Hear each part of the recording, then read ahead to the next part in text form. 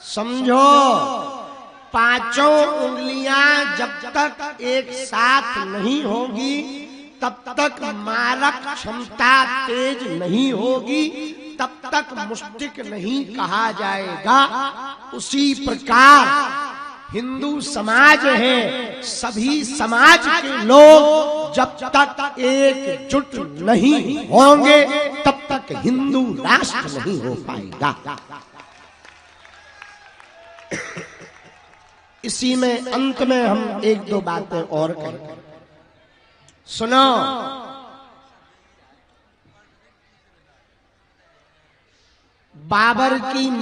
बाबरी मस्जिद ढही तो रामलला बैठे,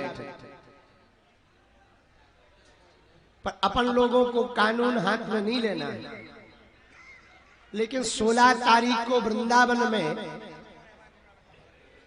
जयकारे तो इतनी जोर से लगाने हैं और एकता और संख्या इतनी दिखानी है कि मथुरा में जो पत्थर उन्होंने लगा रखे वे थोड़े हिल जाएं।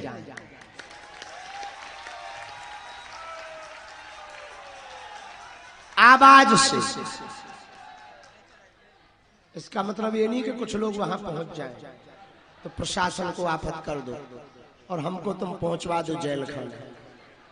तो ये बाबा भड़काऊ बयान देता है। ना ना, इंतजार कर रहे कोर्ट का आदेश आ जाने दो, मंदिर तो वहीं बनना है। इंतजार कर रहे कोर्ट का आदेश आ जाने दो, पर मंदिर तो वहीं बनना।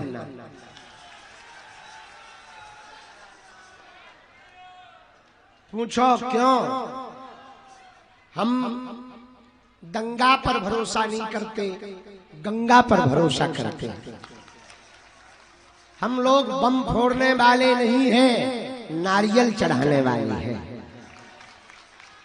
हम लोग सबको काफिरों की दृष्टि से नहीं, वसुदेव कुटुंबकम परिवार की दृष्टि से देखते हैं। तो 16 तारीख को कौन कौन सनातन हिंदू एकता के लिए तैयार है? अपने गांव में जाकर अपने बच्चों को सनातन के लिए कौन कौन जगाएगा? बहुत लोग यहाँ बूढ़े लोग आए, हमारी और तुम्हारी तो निकल गई है, बची जितनी सो बची, बाकी निकली जाए। अपना भी बुढ़ापा ही चल रहा है, खांसी से पक्का पता ही लग रहा है। अब आगे इस देश को संभालना है युवाओं को, और युवा इसका मतलब ये नहीं है कि हम अपने आप को युवा नहीं मानते। युवाओं को देश संभालना है, भविष्य युवा है। तो एक बात हम लोगों को समझनी चाहिए, आप अपने बच्चों को धन देकर मरो या ना मरो, कार बंगला देकर जाओ या ना जाओ, अपने बच्चों को संस्कार देकर के जरूर जाओ। माथे पर तिलक हो, घर पर धर्म ध्वज हो, और हर हिंदू समाज जितने यहाँ खड़े हैं, आप ही लोग दो दो लोगों की जिम्मेदारी हिंदू सनातनी विचारधारा में आकर्षित करने के लिए, उनको लाने के लिए, एकजुट करने के लिए यदि प्रण ले ले तो वो दिन दूर नहीं है जब संपूर्ण भारत वर्ष हिंदूमय रहेगा, भगवामय होगा, राममय। अभी भी है। एक व्यक्ति हमें मिले, बोले आप हमें जानते हो? हमने कहा नहीं, हमने देखा नहीं है। बोले हम पुलिस में हैं। हम कहा पर वर्दी नहीं है। बोले वर्दी नहीं है तो क्या हम पुलिस वाले नहीं हैं? हम कहा इसीलिए तो तुम्हें उठा के बाहर फेंक दिया हमारे गांव में। बोले कहना क्या चाह रहे हैं? कि सीधी सी बात है, आप पुलिस में हो वर्दी में आओगे तो सब कोई सलूट करेगा, जी सर कहेगा, और आप वर्दी में नहीं रहोगे तो कौन पहचान पाएगा। उसी प्रकार तुम हिंदू तो हो, कुछ सेकुलर लोग कहते हैं कि हम हिंदू हैं, हमको कहने की क्या जरूरत है। बेटा कहोगे नहीं तो जानोगे कैसे, लोग तुम्हें जानेंगे कैसे, लोग समझेंगे कैसे।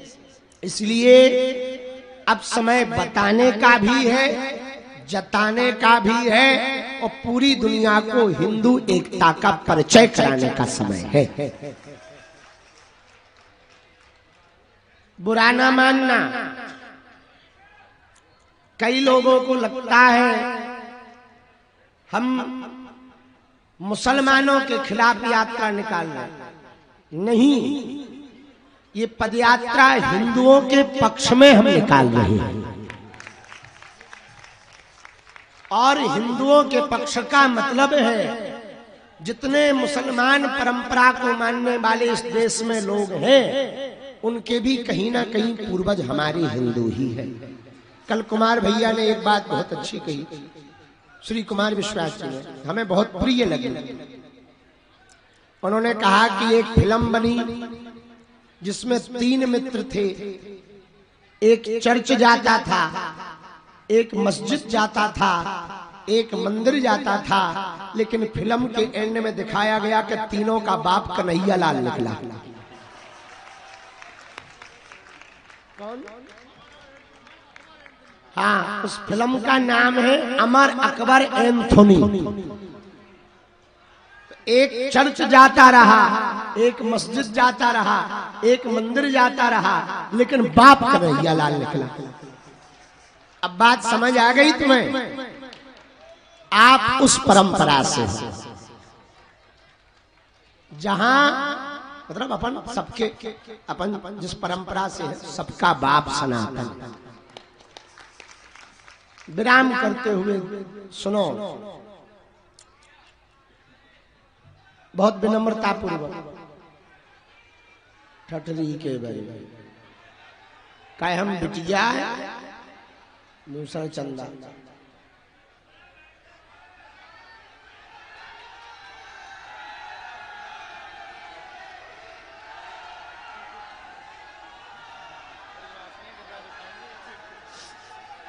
ए ब्रजवासियों, तुमने तब गिरिराज उठा लो तो अब कछु और उठा दो। हर हर महादेव। सुनो,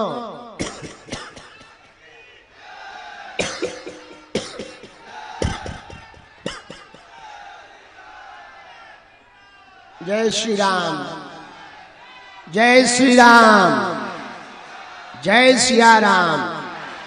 हर हर हर हर।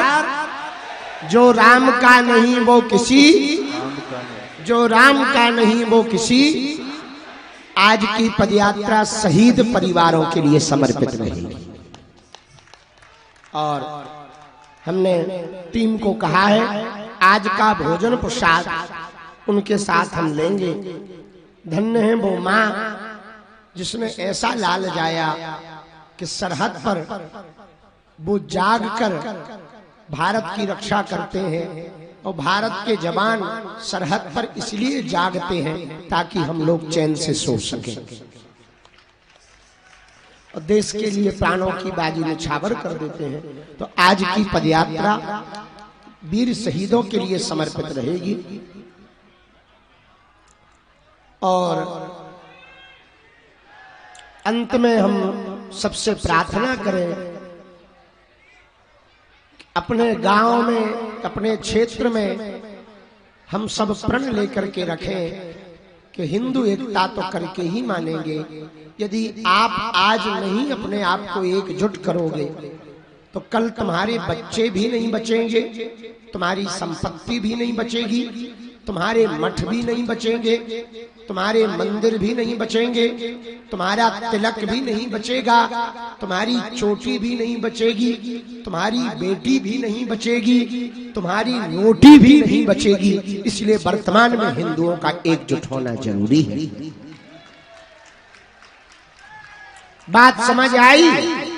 ये पदयात्रा में जो आप कष्ट उठा रहे हैं अपने लिए नहीं उठा रहे हैं, आने वाली पीढ़ियों को कोई कष्ट ना हो उनके लिए उठा रहे हैं। आने वाले हिंदुओं को कोई कष्ट ना हो उनके लिए उठा रहे हैं। जात पात की करो विदाई, हम सब हिंदू, हम सब हिंदू। संपूर्ण होडल वालों को साधुवाद। अब होडल वाले हमें आगे तक छोड़ दें, बाकी मोर्चा कोसी वाले संभालेंगे। पर 16 तारीख को होडल से कौन कौन वृंदावन आ रहा? 4 धाम। हाथ उठाओ। अच्छा, सब में से कौन कौन 16 तारीख को आ रहा है? जो यहां बैठे, जो हाथ खड़े नहीं कर रहे, कहां जाओगे? बांग्लादेश?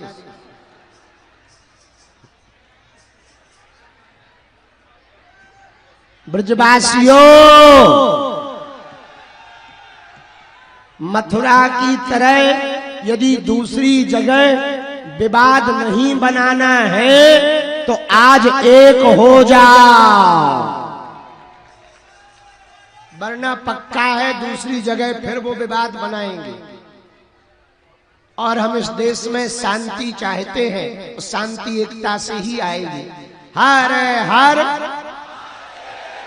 बहुत लेट हो गए, अब चलो बातें विराम कर रहे। दोनों हाथों की पहले मुट्ठी बांध लो, सामूहिक अर्जी लगा के फिर राष्ट्रगान गा करके हम लोग चल पड़ेंगे। बैठे रहो दादा, बैठे रहो। भैया बैठ जाओ, बैठ जाओ। कहो, हे बागेश्वर धाम प्रभु, हे बालाजी महाराज, हे सन्यासी बाबा, हे कलयुग के राजा, आपकी जय हो, आपकी जय हो, आपकी जय हो। हमारी अर्जी सुनो, हम पर कृपा करो।